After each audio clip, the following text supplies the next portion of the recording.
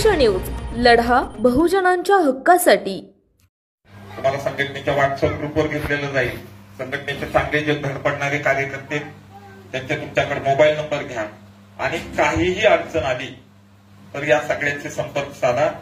त्या अडचणीवर कसा मात करायची, त्या अडचणीतून कसा रस्ता बाहेर काढायचा, हे सगळे पदाधिकारी आपल्याला मदत करतात. आता आपल्याला सगळ्यांनी सांगितलं की या देशाचे आपण मालक आहोत. या देशातला प्रत्येक नागरिक हा या देशाचा मालक. आपण सुद्धा प्रत्येक जण या देशाचे नागरिक आहोत. तर हा देश आपला आहे, या देशाची मालकी आपली, ओनरशिप आपली आहे. परंतु काय माहित आहे का, मी या देशाचा मालक आहे आणि या देश माझ्या पैशातल्या, माझ्या कमाईच्या खर्चावर चालतो, ह्याच्यावर आपलाच विश्वास नाही. पहिल्यांदा आपण हा विश्वास आपल्यावर घेतला पाहिजे की मी या देशाचा मालक आहे आणि हा देश माझ्या खर्चातून चालतो. तुम्ही कुठेही खर्च करा. तुम्ही ना तुमच्या मुलाला एक बिस्किट पुडा आणायला लावा, 5 रुपयाच्या बिस्किट पुड्यावर 30 पैसे जीएसटी जातो. तुम्ही ना एक 50,000चं 70,000चं एक तोळा सोनं घ्या. एक तोळा सोनं घेतलं की त्याच्यावर 5% जीएसटी जातो, म्हणजे 3,500 रुपये सरकारच्या तिजोरीत जातात. म्हणजे तुम्ही कुठलीही वस्तू घ्या, तुम्ही जेवण करा किंवा तुम्ही एक वडापाव आणायला लावा मुलाला. मुलाला म्हणायचं जा रे हा 10 रुपयाचा वडापाव आहे. तो वडापाव आणलाय ना, तर ज्यानं वडापाव बनवलाय ना त्यानं बेसन आणि तेल विकत आणताना त्याच्यावर जीएसटी भरलाय, म्हणजे त्यातला छोटा भाग सरकारच्या खात्यात जातो.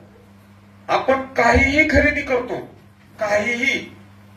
एक मोबाईल, आता बघा मुलं मोबाईल खरेदी करतात, आपणही मोबाईल खरेदी करतो.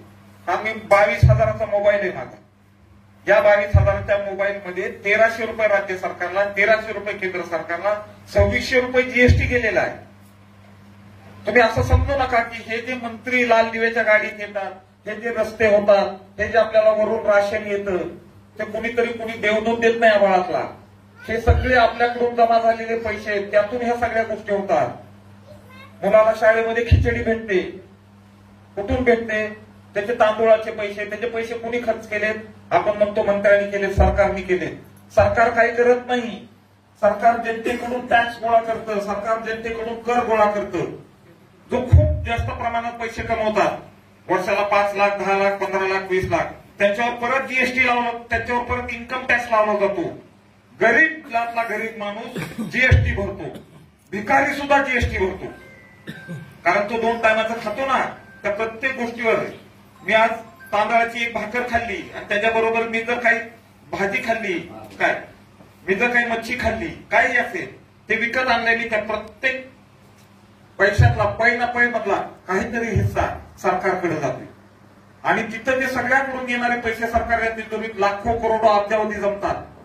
ते इथं निवडून गेलेले मंत्री संत्री लोक कसेही उधळतात, खातात, आपली घरं भरतात. ज्याला काल सायकलवर फिरत होता तो लगे आज 50 लाखाच्या गाडीत जाऊन फिरतो. ते 50 लाख कुठून येतात याचा आपण विचार केला पाहिजे की हे 50 लाख त्यानं भ्रष्टाचारातून केलेला आहे. आणि वर तुम्ही जर एखाद्या रेशन दुकानदाराकडे गेला, तुमच्या गावचे रेशन दुकानदार चांगले असतील बरं आणि आहेत चांगले असतील बरोबर, परंतु कोणत्याही रेशन दुकानदाराकडे तुम्ही गेला आणि म्हणलात की दादा माझा किती माल आलाय, माझं 4 जणांचं कुटुंब आहे, माझं 5 जणांचं कुटुंब आहे, तर तो दुकानदार काय म्हणतो माहिती का, तू कोण विचारणार? तुम्ही शाळेमध्ये गेलात आणि तुम्ही शाळेत शिक्षक शिकवतच नाही, ते मोबाईलवर आपले रील बघत बसले आणि मुलं मात्र गोंधळ घालतायत. तुम्ही गेलात आणि त्याला म्हणतो दादा तू का शिकवत नाही, तर तो म्हणतो तुम्ही कोण विचारणार? आपल्याला सगळे तुम्ही कोण विचारणार? आता इथून पुढे आपण या माहिती अधिकाराचे सभासद झालेला आहे, त्याला म्हणायचं मी तुझा बाप विचारणार. त्याला म्हणायचं मी तुझा बाप विचारणार. आता आपण सामान्य माणूस नाही, कॉमन मॅन नाही. आता आम्ही शिकलेले, सवरलेले, कायदा माहीत असणारे आणि इथून पुढेही कायदा माहीत होऊ घेणारे आम्ही सगळे या देशातले जागरूक नागरिक आहोत. आज मी तुम्हाला इथं बसलेल्या सगळ्यांना मी आज जाहीर करून टाकलं, मी पदवी देऊन टाकली, तुम्ही सगळे जागरूक नागरिक.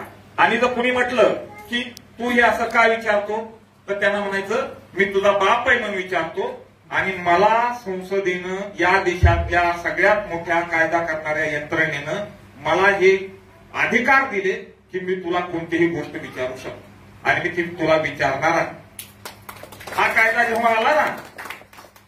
जेव्हा आला तेव्हा कायदा आणण्यासाठी खूप लोकांनी प्रयत्न केले. आता आपल्याकडे अण्णा हजारेंचं नाव घेतलं. अण्णा हजारेंनी सांगितलं की लोकांना विचारण्याची ताकद मिळाली पाहिजे, शक्ती मिळाली पाहिजे.